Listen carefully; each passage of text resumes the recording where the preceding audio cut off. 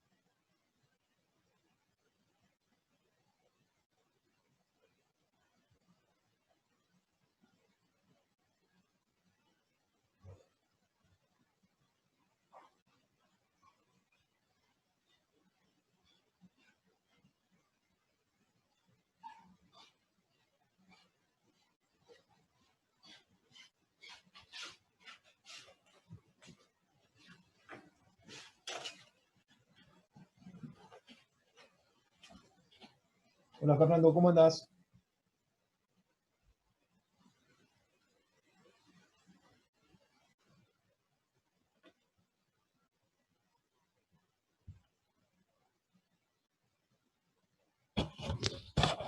¿Me escuchan, chicos?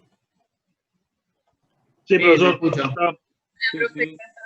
¿Cómo les va? Buenas tardes a todos. No me responde Fernando, no sé si está. Estuvo hace un ratito, se fue. Lo veo que está en un cuadradito ahí, pero no lo veo. No me escucha. Sí, se habrá retirado un... ¿Un ratito? No sé. Tenía entendido que... ¿Cómo? No, que no sé dónde puede estar el profe. No sé qué pasó. Tenía entendido que hoy íbamos a hacer alguna clase de repaso. Eso es lo que tenía entendido, porque mañana ese es el parcial, ¿cierto? Sí. Seguramente iba a hacer una clase de repaso para teoría, para ver si, o sea, más o menos qué entraba, si había alguna duda o algo que había que explicar. Exacto. Bueno, a ver, yo la teoría, para que ustedes tomen conocimiento, yo la teoría tomo 5 preguntas conceptuales, obviamente de los 4 módulos que vimos, módulo 1, 2, 3 y 4. Obviamente el principal es el 4, ¿no? Pregunto cuestiones conceptuales, las cuales lo que interesa es un poco, justamente, el desarrollo de estos conceptos básicos. Alguna suerte, una formulita, pero simple, no fórmula, no desarrollo de fórmulas importantes. Gráficos, eso sí, gráficos, hay que graficar los temas. Los gráficos son importantes porque de alguna forma son presencial. Dejábamos que tuvieran al alcance de la mano todas las cuestiones para poder resolver las cuestiones así. El año prácticas, pasado ¿no? teníamos el reglamento En la expreso. teoría, bueno, la teoría lo que tratamos de hacer Muy específicas, o sea, es un tema que da para todo, como hablando mal y pronto, porque puede ser o muy largo o conceptual. En el fondo, ¿qué puede llegar a ser ese tema? pinturas, digo yo. No, bueno, en principio es una pregunta que a veces hacemos, sí, el tema de protección de superficies, Claro. ¿no? El tema de protección de superficies es un tema importante porque hace la durabilidad, ¿no? Y es una de las variables también que más importan. Una cosa es la resistencia y otra cosa es la durabilidad, es decir, la permanencia en el tiempo de la estructura. Entonces, hay que tener claro eso, hay que darle la importancia que merece. Antiguamente mucho no se daba de ese tema, pero nosotros lo quisimos incorporar porque para las estructuras metálicas eso es una cuestión clave. Ahora, vos viste que tenés dos tramos, ¿no? Dos partes. Una es la preparación de superficie, Sí. como digamos. Yo siempre les digo a los chicos que, viste, para cuando uno va a pintar, la parte más que es desafortunada es la de lijar, no la de pintar, o la de preparar la superficie, lijar, digamos. Y todo eso tiene una suerte de normativas, que yo le expliqué ahí, básicamente. ¿Y cuáles son los objetivos que se pretenden para la limpieza de superficies? Y después, una vez dada la limpieza, viene lo que es el revestimiento, ¿sí? El revestimiento, la pintura, que es la aplicación que se da sobre una superficie ya preparada para tomar esas condiciones. Y esos revestimientos también tienen determinadas cuestiones. Ahora, obviamente que el tema da para mucho, y bueno, ¿no? Esto es una síntesis, tampoco uno pretende que salgan expertos en pintura, ni alguna cosa de ese tipo, pero sí tener las cuestiones básicas de conocimientos respecto a cuáles son los objetivos, cuáles son las variantes que hay, cuáles son los distintos esquemas. Por eso podría ser una pregunta de cómo, o sea, de cómo cómo tratar las trabaja, ¿no? superficies. Como yo había puesto dos tipos de funcionamiento, uno por efecto barrera y otro por efecto digamos, de electropositividad o electronegatividad, ¿no? Es decir, Dar un material que absorba la corrosión para que no se corroa el material, o uno que evite que se corroa el material. Exacto. De funcionar como un Profe, un elemento de sacrificio frente al metal, ¿no? Algo que me acordé ahora, cuando fuimos a uno de los congresos, estaba el domo, que estaba todo hecho de estructura metálica. Nos explicaron cómo lo construyeron, de que no tenían la grúa, entonces no lo pudieron hacer desde la parte superior y después terminar de armarlo y subirlo y colocarlo. Entonces se armó primero el anillo inferior y después se terminó cerrando arriba y tenía que cerrar justo. Y había notado que un par de los discos donde estaban los bulones estaban oxidados. Y decía que lo habían diseñado para que, no sé, 1 de cada 6 discos sea de un material que se oxide, entonces evitaba que la corrosión en toda la estructura. Y cuando ese ya llegaba a cierto nivel de corrosión, lo cambiaban y listo. Pero sabían en dónde se iba a corroer, para evitar que el resto de la estructura sea afectada. Sí, hay elementos que funcionan como de sacrificio, y entonces uno los tiene bien claro dónde son, y bueno, y el objetivo es apuntar a que funcione de esa forma. Y otro es el efecto barrera, ¿no? Ahí están las dos principales elementos de control de la oxidación. El efecto barrera, por un lado, es decir, separar al hierro del agua y del oxígeno del aire, ¿no?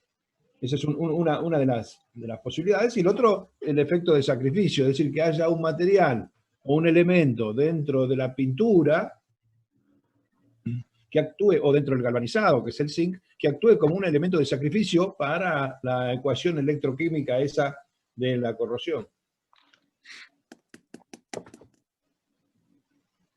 Bien, entendido, profesor. Obviamente no le estaba preguntando cuál iba a ser la pregunta, pero más o menos quería saber hacia dónde podía llegar a Sí, eso apuntar. hay que profundizar conceptualmente esas cuestiones, ¿no?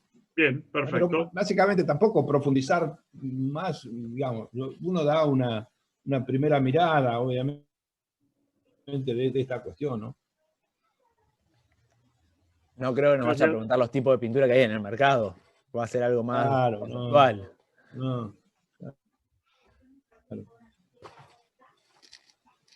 Bueno, ¿qué otra pregunta, chicos? Sí, profe. Sí, te escucho. Hola. Te escucho, David. Bien.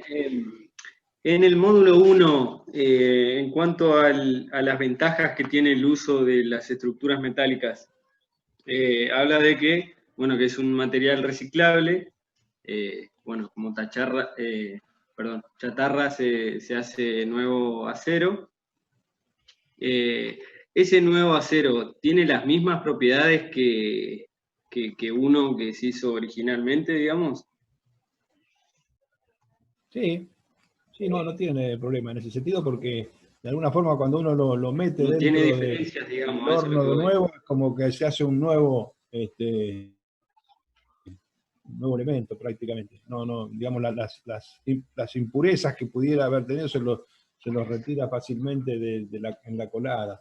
Aceros de ese tipo trabajan en las acerías Bragado. Y creo que la acería de Gerdau en Rosario también trabaja con chatarra. Digamos, obviamente hay que controlarlo y para eso tienen de alguna forma toda una serie de estudios y muestreos que se van haciendo mientras se va ejecutando el hierro, pero sí, las calidades son buenas del acero. Además, digamos, las calidades con las cuales trabajamos nosotros, los civiles, te digo, ¿no? La parte de ingeniería civil, son calidades así, básicamente normales, no son aceros especiales, son calidades de aceros de bajo contenido de carbono y que no requieren una cuestión así muy importante en cuanto a calidades, ¿no? Son aceros comunes, ¿no?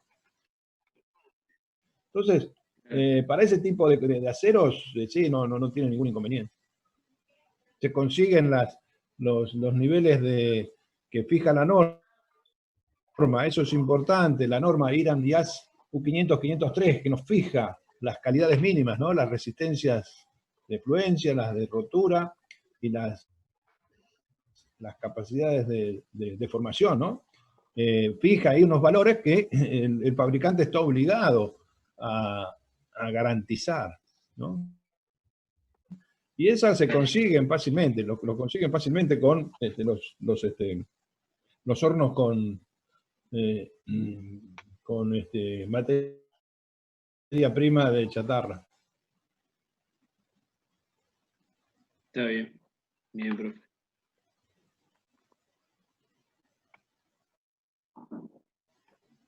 Te hago una consulta. Sí, Federico. Sí, tiene que ver con el tema de la interacción. Entré en duda porque creo que se puede explicar bien por el lado de la teoría, digamos. Porque tenemos un caso en el que habla de flexión y carga axial, ¿no? Entonces te da la fórmula que tiene que dar menor que 1 con, bueno, la carga axial de diseño y el momento de diseño y los que se requieren, ¿no? Sí. Y en ese caso no considera el corte. Cuando, por ejemplo, para el caso que sí tiene torsión, sí considera el corte. Y ahí es como que no llego a entender del todo bien por qué en uno considera y en otro no. A ver, repetime porque se me cortó. Casi entendí lo que me dijiste, pero en un momento se me cortó. Dale. En el capítulo H, o sea, en la interacción, tenemos dos casos. O sea, tengo la duda acá con dos casos. El H1, que habla de flexión y carga axial. Y ahí no tiene en cuenta el corte. En el caso de H3, que tiene torsión, sí tiene en cuenta el corte. Entonces no me cierra por qué no tiene en cuenta el corte en el caso H1, que es el de la flexión y carga axial. Porque de alguna forma el corte muchas veces no es dominante y además no se da en la misma sección que se da en las tensiones máximas de flexocompresión, ¿no? Vos fíjate que el corte obviamente se da en las almas del perfil. El corte máximo se da en las almas del perfil, mientras que la flexión dominante se da en las alas. Entonces, muchas veces son independientes. Y entonces no hay una interacción efectiva mientras el corte no tenga un valor importante. O las tensiones de corte no tengan un valor importante. Y por eso la sección H1 no las considera, porque de alguna forma en la mayoría de los casos, las estructuras aporticadas, flexadas, el corte no llega a ser determinante. Muy pocas veces llega a ser determinante y por eso no lo incluye. Ahora, ahí puede haber piezas especiales, ¿sí? Que, bueno, requieran en algunas, sobre todo en el caso de ménsulas cortas, o en el caso de estructuras así con cargas,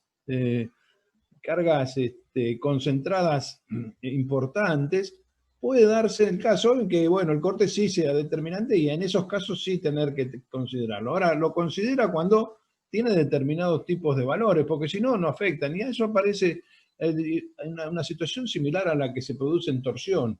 En torsión dice, bueno, si la torsión, no me acuerdo si era el 30 o el El 20. 33%, El 20. el 30%. Bueno, si no llega al 30, no hay interacción. O sea, realmente empieza a funcionar la interacción cuando, obviamente, los valores de la tensión de corte son importantes. Ahí pasa lo mismo para los flexocompresión. Ah, está bien, está bien. Entonces, cuando superamos el 20% de la torsión, ahí empezamos a tener tensiones cortantes importantes y ahí es donde tiene influencia el tema este. Fórmula. Claro, y ahí me empieza a influir, digamos, un poco más el corte, pues se le suma Exacto. a todo el tema de la torsión. Está bien. Bárbaro. ¿Algún otro tema, chicos?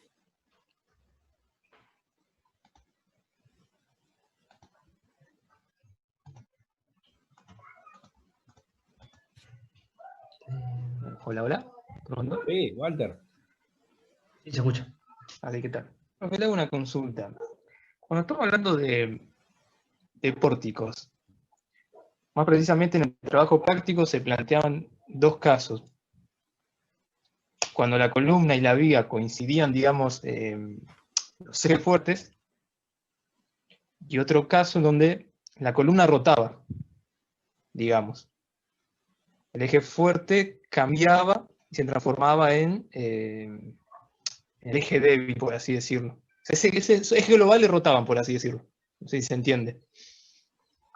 Sí, Rodolfo, es en el trabajo práctico que hay un pórtico que tiene la columna girada. A propósito, no para tomar la carga de flexión, sino para un ejercicio en nomograma, para entender bien qué inercia está respondiendo. Es un ejercicio de compresión. Sí, decime, Walter. Claro, en teoría, cuando la rotábamos, eso estaría mal, por así decirlo. No es estaría mal. habitual. Ahí está el chiste. ¿Por qué se usaría, digamos, los dos ejes coincidentes y por qué no? Porque cuando lo rotamos, digamos que las cuentas que, por lo menos que me dieron a mí, hubo un aumento de la inercia con respecto al eje débil. Y en el otro eje, en el eje fuerte, digamos, al rotarlo, no hubo una gran disminución. O sea, ¿cómo me explico?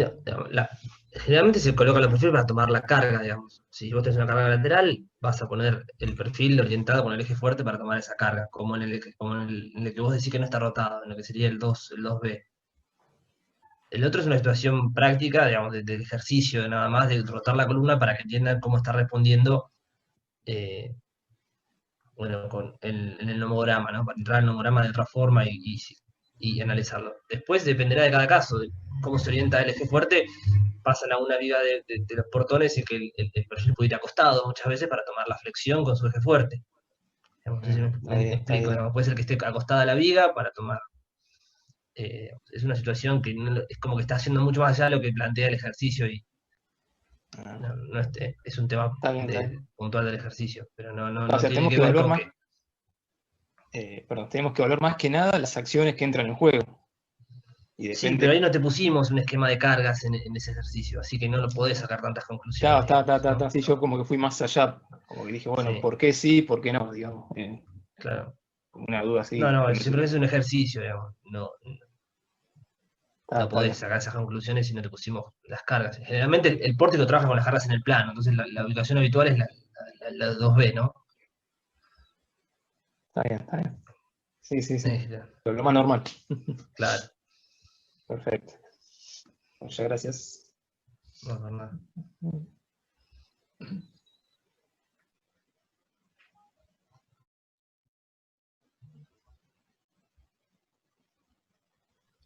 hay otra más, ahí me acordé, otra consultita más. Con respecto al pandeo flexotorsional, cuando estamos evaluando columnas, ¿hay alguna manera de materializar algún apoyo o algo que me reduzca esa longitud? A ver, para que busco la fórmula, porque hay una fórmula que, independientemente de que haya apoyos transversales o no, se tomaba la longitud total. Sí, porque yo dije que no consideren que el apoyo intermedio tomaba rigidizada flexión, digamos, torsión, digamos, por cómo lo habíamos dibujado, ¿no? Y la pregunta era, ¿hay alguna forma de Material, materializar algo como para decir? un resorte con rigidez torsional, me estás preguntando, y una configuración rara, pero digamos, también está yendo más allá del ejercicio, digamos. Está bien. Es como tuvieras una, Fernando, es como si tuvieras una escuadra en el alma, ¿no? Una escuadra en el alma y que lo toma en un punto. Y esa sección prácticamente gira, digamos, tiene la posibilidad de girar. Claro, pero tiene que ser una unión rígida, digamos, tendría que no permitirle girar. Las condiciones de apoyo torsionales son distintas a las flexionales, eso es obvio, ¿no? Sí. Y según sea la condición, si tiene el extremo rigidizado con una chapa transversal, bueno, ahí es como que se impide el giro de la sección y se impide que se produzca de alguna forma el alabeo de la sección. Ahora, si uno no le pone una placa transversal al extremo, bueno, ahí el alabeo está libre, entonces la condición es distinta. Entonces, las condiciones de apoyo para las condiciones torsionales son distintas a las flexionales, obviamente. No sé si aclaré o confundí más de la historia, ¿no? No, sí, más que nada era para ver si había una forma de materializar una especie de apoyo justamente para reducir esa... Por eso el apoyo que a vos te rigidiza torsionalmente es cuando vos le pones una chapa transversal a la sección y no dejás que se alabee. Ese es el apoyo, la rigidización torsional es que vos le pongas una chapa final que te impida el alabeo de la sección. Está bien, está bien. Muchas gracias.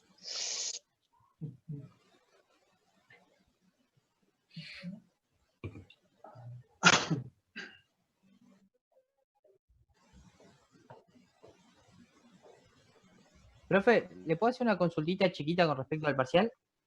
Sí, Matías. Sí.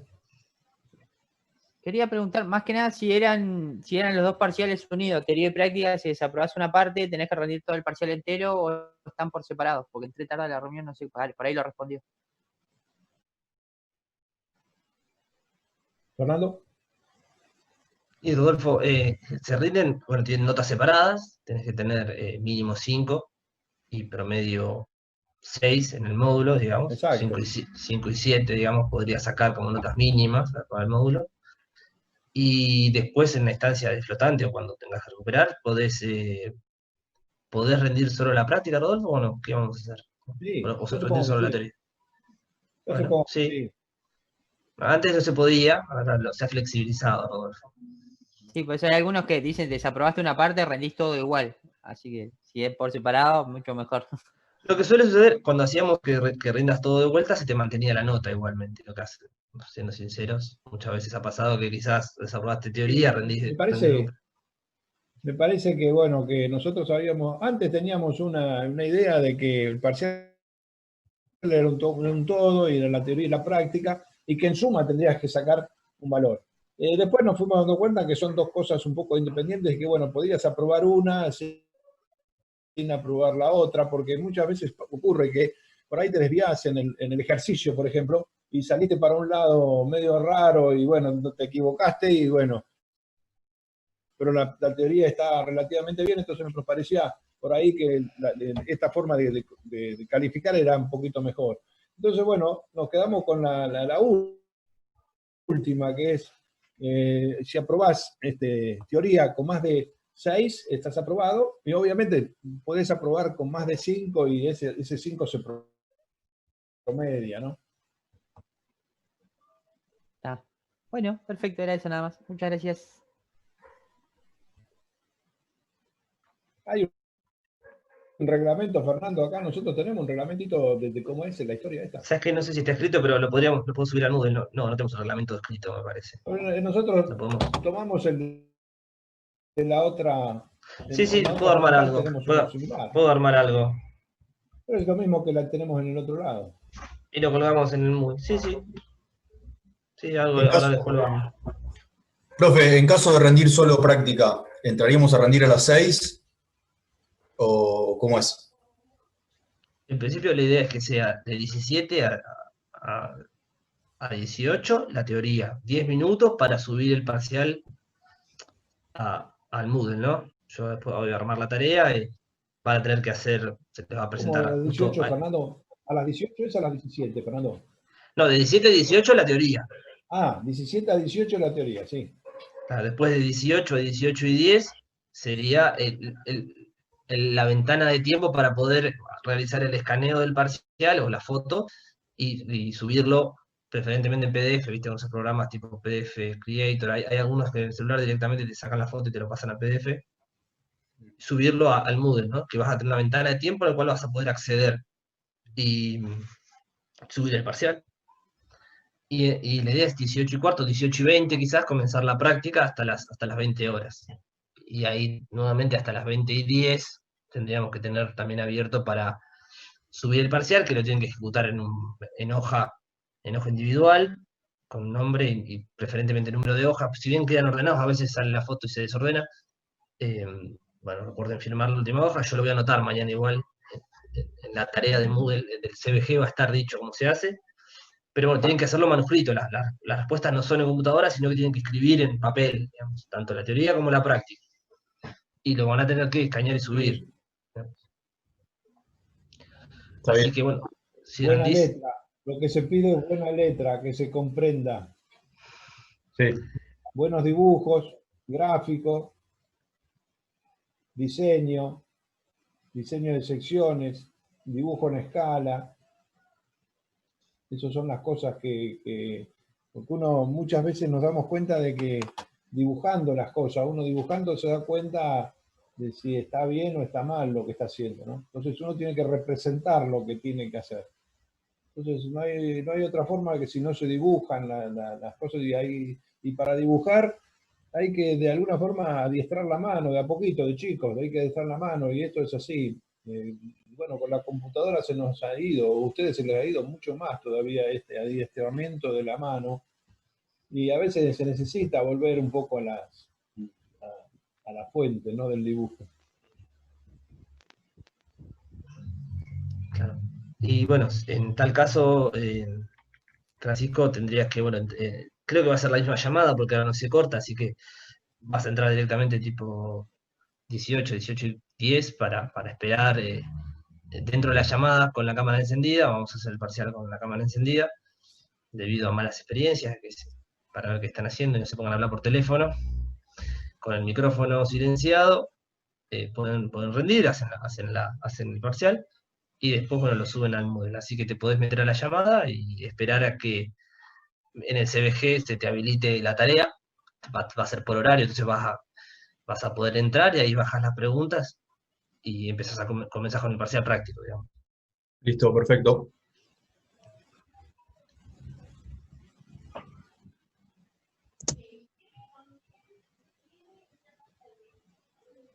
Bien. Bueno, Profesor. no sé si hay alguna otra pregunta, chicos. Sí. Sí. Claro. Profesor, lo había explicado la vez pasada, pero no lo terminé de entender muy bien. O sea, me falta una vuelta de tuerca. El ejercicio práctico 4.1, póngale el arco de fútbol. Del arco de fútbol, el travesaño, o sea, la viga, sí, estaba arriostrada, bueno, usted se acuerda cómo está arriostrada. ¿Sí? Sí, si querés, lo que podemos hacer es preguntarle a Rodolfo cosas de teoría y ahora yo, bueno, pongo todo el ejercicio en la pantalla y lo vemos si querés. Ah, listo. Bueno, Me quedo un ratito más yo y sí, vemos ningún eso. problema. ¿Querés? Pero dale, Fernando. No, hay que mostrarlo. ¿Cuál es la pregunta? Decime. Sí, cuando yo saqué, perdón, cuando yo saco el K para terminar sacando el lambda X, lo hago con las fórmulas de cómo está anclada la viga en la columna y demás. GA, que en este caso es igual a GB, bla, bla, bla, bla, bla, bla, y de ahí saco un KX y termino sacando un lambda. Después cambio al eje Y que tiene otro LB, porque está riostrado lateralmente y le va a subir. Ah, en inglés, ¿no? Sí, Ya lo pasó esto. al fin y al cabo lo único que cambia es alguna palabra. Yo tengo una del año pasado que nos habían dado que está bien. Claro, pero este año, Lautaro, cambiamos la norma este año, porque el CIRSOC ya agarró la 2016. Hasta el año pasado el CIRSOC, porque acordate... Pero la de al acero, digo. O Sí, capaz pero que es al acero 2010 tenés vos, estaba bien traducida, esta está mal traducida, tenía Está otros errores, la acero 2010. La que dimos el año pasado es la norma 2010, este año estamos está dando bien. la 2016.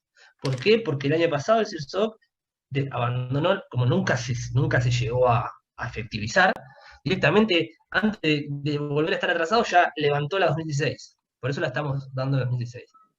No, está bien, porque cuando estuvimos haciendo trabajo práctico o algo, nos pasó con unos chicos que no encontraba la B41A y creo que tenía 2 veces la B.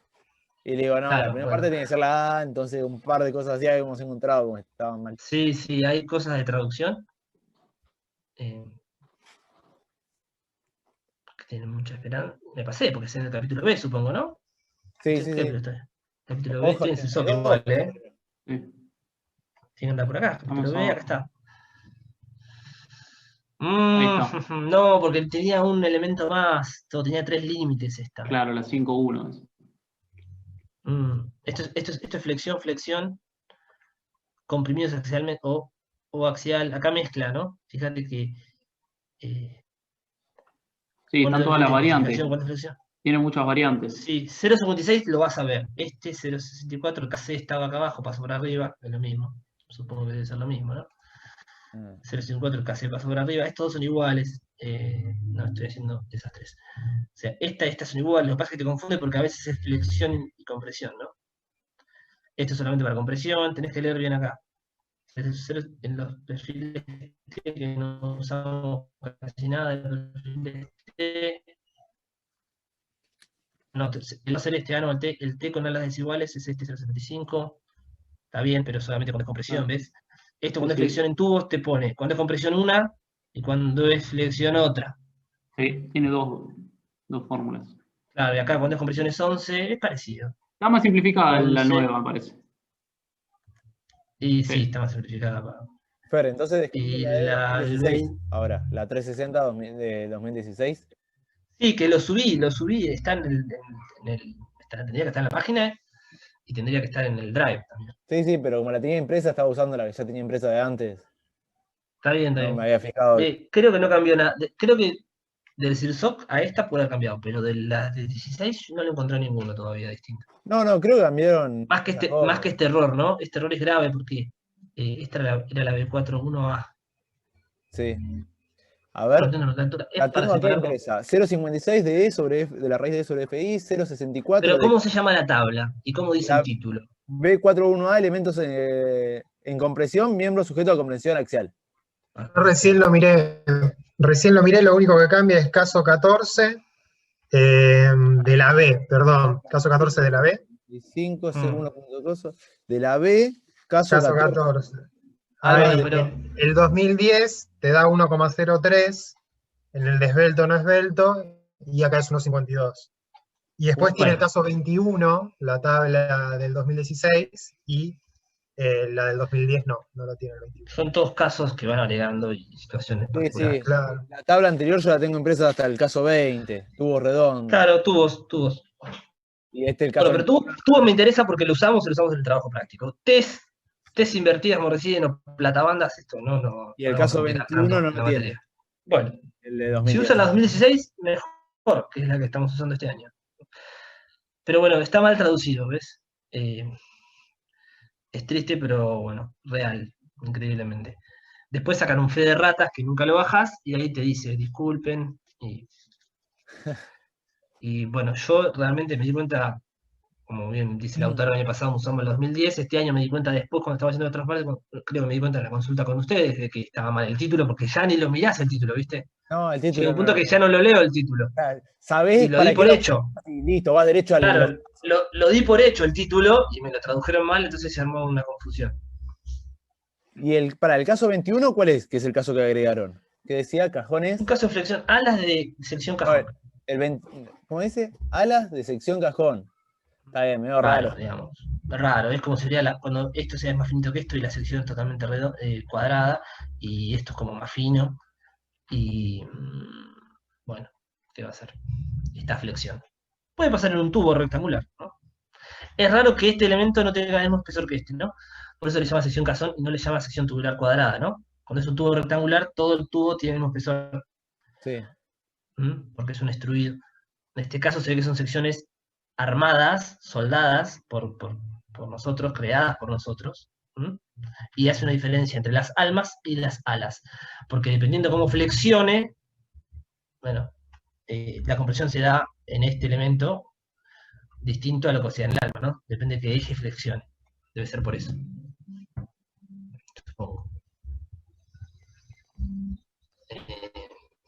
Pero bueno.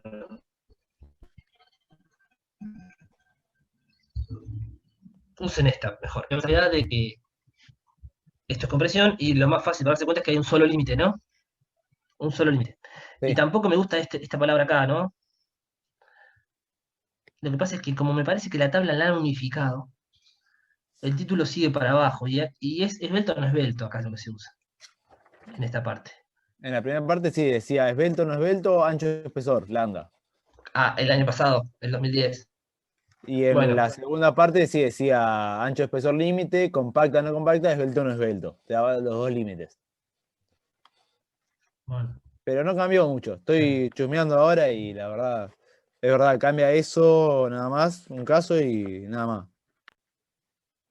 La de las T's, armas en T, que es del caso 14, que cambió un coeficiente y que agregaron en el caso 21.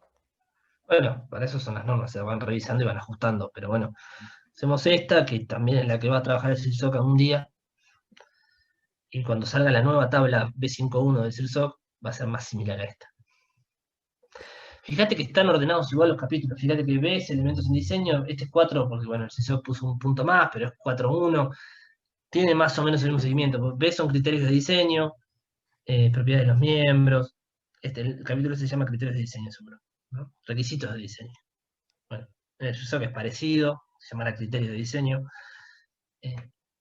por eso, usemos esta mejor. Si quieres usar el 2010, usar el 2010, no hay problema.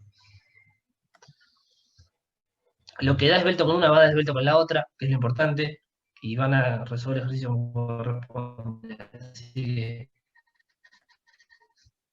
no va a haber casos negativos. A lo sumo, si queremos que sea esbelto, lo vamos a hacer bien esbelto, y si no queremos que sea esbelto, no va a ser esbelto.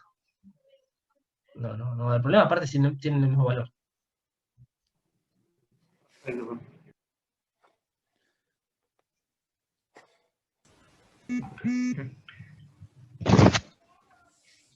Fernando, tengo una consultita. Sí. Con una pregunta suelta que era más para el profesor, pero bueno, la encontré ahora. Cuando hablamos de columnas compuestas, tenemos el eje material y el eje inmaterial. Sí. ¿Por qué aumentaría la esbeltez, ¿cómo es? La esbeltez modificada cuando hablamos del eje inmaterial? Porque eso lo explica muy bien el profesor. Yo voy a hacer un intento cruel de explicarlo. Tiene que ver, acá está, no lo puedo encontrar. Tiene que ver, bueno, es como hace la norma para castigarle a la columna compuesta, pero te lo voy a explicar con la teoría para que lo entiendas mejor. Me parece que está en compresión. ¿Se ve ahí la pantalla? Sí. Ahí quedó columna compuestas, quedó congelada la filmina, no sé si la cambiaste. Sí, me cambié. A ver si está por acá. tiene que ver con esto. Ya te lo pongo. Digamos, tiene que ver con esa situación, con que en la ecuación de la elástica, al tener un eje en el cual no tiene material, el eje material, eje I, el mismo que sean 2T o 2 UPN, las deformaciones por corte son importantes, porque no tiene, el corte se toma cada tanto, ¿no? En ese eje, ¿no? Porque tengo una discontinuidad, tengo las presillas, cada tanto tengo un elemento que va tomando corte. Entonces, las deformaciones por corte son importantes, y eso hace que la ecuación de la elástica tenga este término, ¿sí? Que tiene en cuenta las deformaciones por corte. Y cuando uno hace toda la matemática hermosa del diferencial, se da cuenta que la carga de Euler en realidad es la carga de Euler afectada por un coeficiente. Y este coeficiente está en relación al corte, ¿no? Al módulo de rigidez transversal y a la sección. Y para poder trabajar la norma y seguir trabajando con la carga de Euler para la carga compuesta, lo que hace es decir, bueno, en realidad, como esto siempre es mayor a 1, la carga de la carga en el eje Y de la columna compuesta siempre es un poquito menor a la de Euler, nunca la va a poder llegar a alcanzar. Entonces lo que hacemos es aumentarle la esbeltez para que te den una carga menor. Y lo que hace la norma es justamente eso, ¿no? Tratar de incluir esta, lo voy a pasar por el mío que se ve más grande, voy a pasar al PDF que se ve más grande.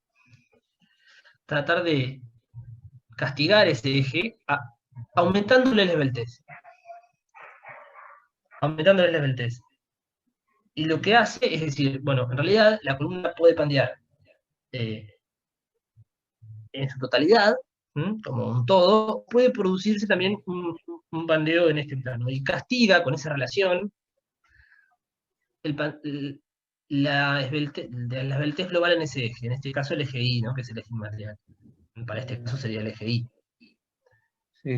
Y de esta forma, cuando vos entres a la curva de esbeltez, tensión crítica, ¿sí? Que es una curva que si no la estudian es muy poco probable que aprueben el parcial, digamos. Es la curva de compresión. Esta curva es el ABC. Entonces, cuando vos tenés mayor esbeltez, tenés menor tensión crítica. Por lo tanto, menor carga de bandeo, se produce antes. Entonces, una forma de castigar ese eje, en vez de cambiar la fórmula en la cual yo encuentro la P de Euler, le castiga el eje débil. ¿Sí? Es una forma simplificada que hacen muchos los yankees de, en vez de usar otra fórmula, porque acordate que la P de Euler se modificaba con un coeficiente acá, es lo que explica el profesor, de las deformaciones por corte, no es P de Euler, es P de Euler dividido algo. Lo que hace es decir, bueno, le doy un poco más de esbeltez de forma tal de que me dé menos carga crítica, que es lo que va a pasar en la realidad, no va a ser menor a la de Euler, no se va a poder producir, la línea iría por acá abajo. Entonces, es una forma de reglamento resolverlo. Por eso hace, bueno, la esbeltez modificada en el eje inmaterial. Está bien. Ahí está, gracias.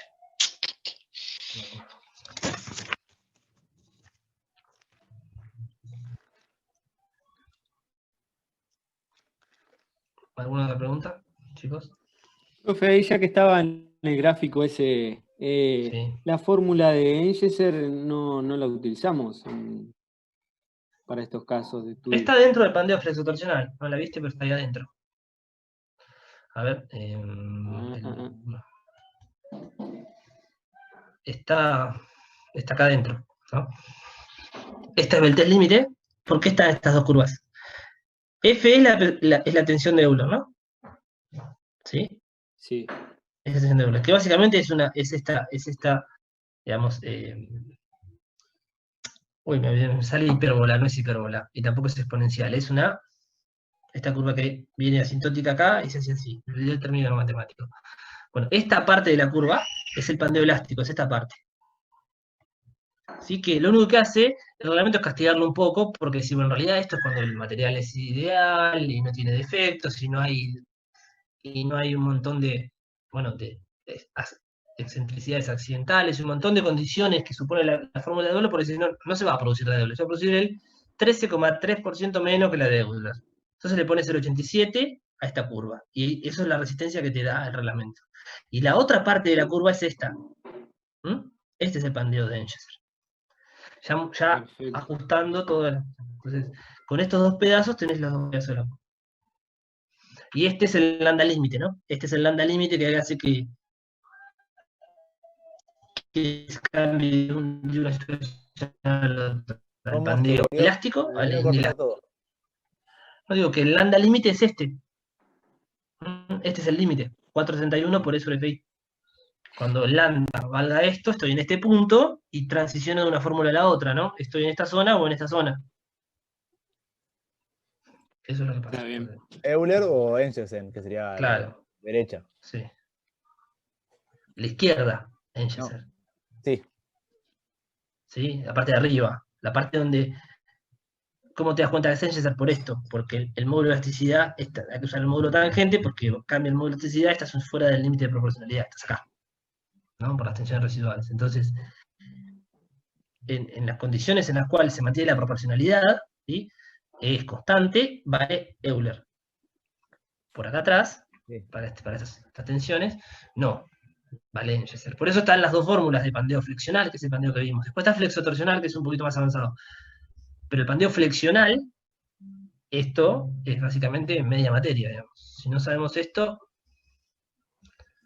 y no lo entendemos, es complicado. Y alguna pregunta siempre hay de esto, ¿no? Siendo sincero. Es como muy importante. Parece sencillo, pero no. Por eso son las dos fórmulas de reglamento, ¿no? Son dos pedazos de la curva. No me acuerdo el nombre. Un punto más para mañana, el que se acuerde el nombre de esto que me sale asintótica y no es asintótica, es exponencial negativa. Puede ser exponencial negativa. Bueno, hay un tramo que es de Euler. 1 sobre x cuadrado. ¿Cuál se llamaba 1 sobre x cuadrado? Bueno, no me acuerdo. Y otro tramo que tiene otra fórmula, ¿no? Que es esta. Ajustada para esta situación. Por eso tenés dos inecuaciones. Este es el lambda límite que define para dónde tengo que ir. Está bien, perfecto. Sí, el gráfico está bastante claro y cómo evoluciona el módulo de elasticidad y demás, y tensión y deformación. Pasa que, bueno, no veía dónde aplicábamos Engelsen, pero ahora me quedó claro. Claro, pero como eso te digo, al final uno cuando estudia, cuando tiene que rendir, hay que juntar un poco todo, la teoría práctica y Sí. bueno, cuando te pones a hacerlo, explota todo. No es una parábola, no es una elipse, no me acuerdo con el es. Bueno, ¿viste? No. Vamos a hablar con los que dan, que no sé qué Hipérbola matemática es. tampoco. No me acuerdo. ¿Hipérbola? ¿Es una hipérbola? No. No. Pues es una hipérbola, ¿eh? ¿Es una No. hipérbola? No sé. No sé. No me hace ruido o sea, cómo hace la transición de la curva. ¿Por qué? Capaz que está desplazada un poquito, pero. ¿Por qué? Si es una curva, si es 1 sobre x cuadrado, cuando x vale 0, esto es infinito, digamos. Eso es asintótico para arriba. Para lambda 0, Sí. La carga de Euler es infinita, pero eso es imposible que sea infinito, está limitado por FI. Sí. ¿No? O sea, esto es asintótico hacia arriba, obviamente, para esbelteces, para columnas cortas, hipercortas, no pandean. No existe prácticamente, como habrán visto las esbelteces, o sea, los radios de giro son pequeños, entonces no hay esbelteces cortas, no hay columnas cortas. La pata de una mesa, ni siquiera, digamos. La pata de un sillón puede ser una columna corta. ¿No? Eso no va a pandear. Eso va. La pata de un sillón de metal. Qué sé yo, se me ocurre. No hay columnas cortas. Depende de la sección que tengas. Si lo hacemos muy poco. Pero bueno. Esto es importante.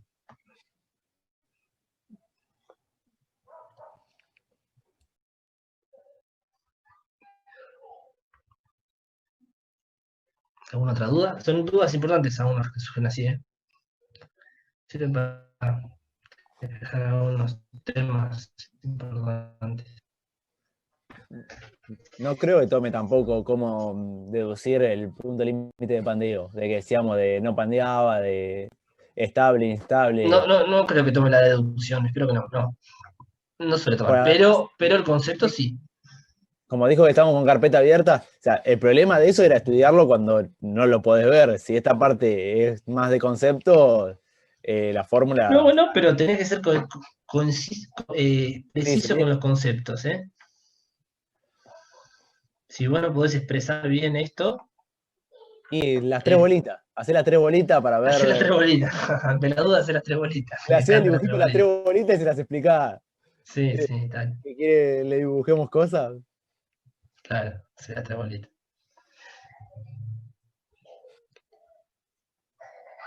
Pero bueno. es lo que- La teoría de carpeta abierta, ¿no? No, lo que Ah. pasó fue que la pandemia supera bien. todo. La teoría Y, bueno, carpeta abierta ya hay mala experiencia con eso. Después te matan. ¿Sí? Sí, Claro, peor. bueno, es lo que va a pasar. Sí, nos Es peor arruinaron. porque... Las teorías con carpeta abierta nos arruinaron. Y porque tiene que pensar. De acordarse hay que pensar. Ese es el problema. No, también es que ahí te toman cosas capaz que medio largas de explicar. Por ejemplo, en cimentaciones me tomaron preguntas en un recuperatorio, me tomaron un par de preguntas que decía que era la forma como no me acuerdo la palabra, decía que era la que se usaba en México. Me tuve que poner a googlear la palabra para saber qué significaba. Cuando supe qué significaba la palabra, le pude responder la pregunta. A mí me pasó lo mismo, güey.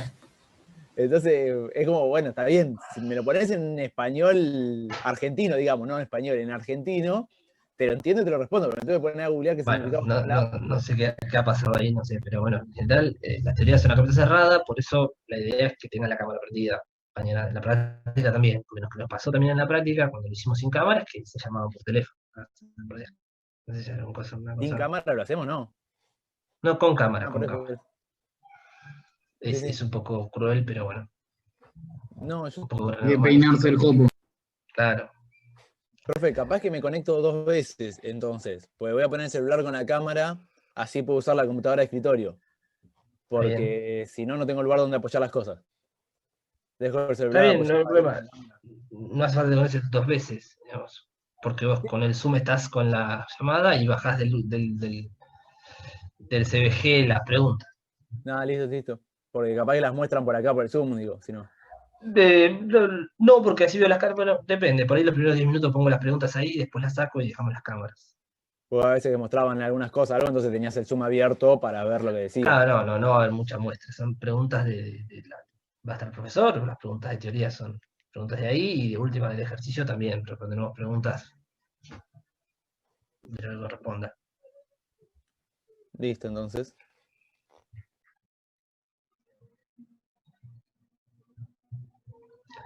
¿Alguna otra duda, chicos?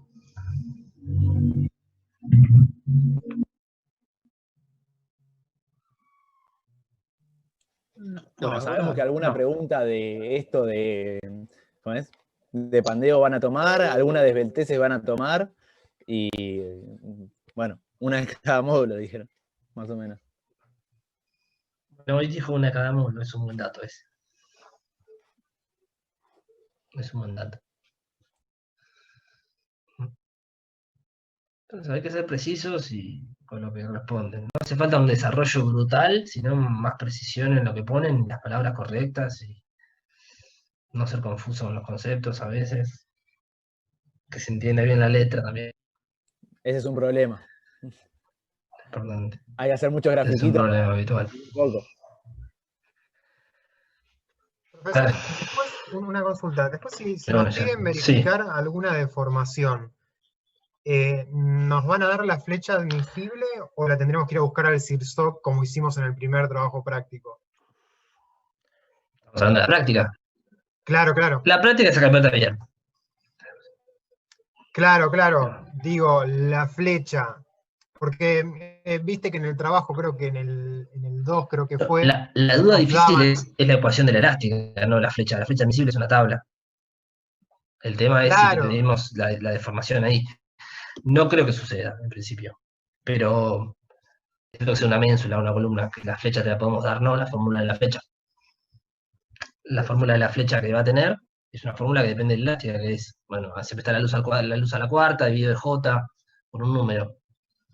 Dependiendo si es una viga siempre apoyada, si es una ménsula, ahí tenés una fórmula para sacar lo que se va a deformar, para que hagas el servicio. Y lo compararás, sí, con lo que sacas del CIRSOC, se trate de lo que se trate, columnas Claro. Si estás trabajando en flexión, y generalmente es tipo viga, ¿no? Tipo viga. el sobre 200, el sobre 250. Bien, bien, bien. Me acabas de dar una idea para mañana, pero bueno. No lo solemos tomar igual. Y si es un pórtico, va a estar resuelto. Así que no van a tener problema. En el pórtico va a ser más difícil calcular la flecha, así que no creo. Tampoco la idea es que pongan no hace falta poner un programa, eso quiero decir. Claro, claro.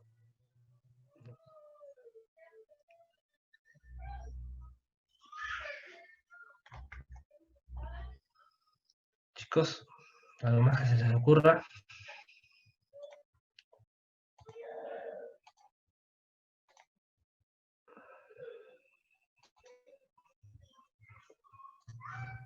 No. No, profe, por ahora. Por ahora está. Bueno, nos vemos mañana entonces. Te dejamos acá. Dale. Bueno, Chao, profe. Hasta mañana, profesor. Hasta luego. Nos vemos. Hasta luego. Mañana.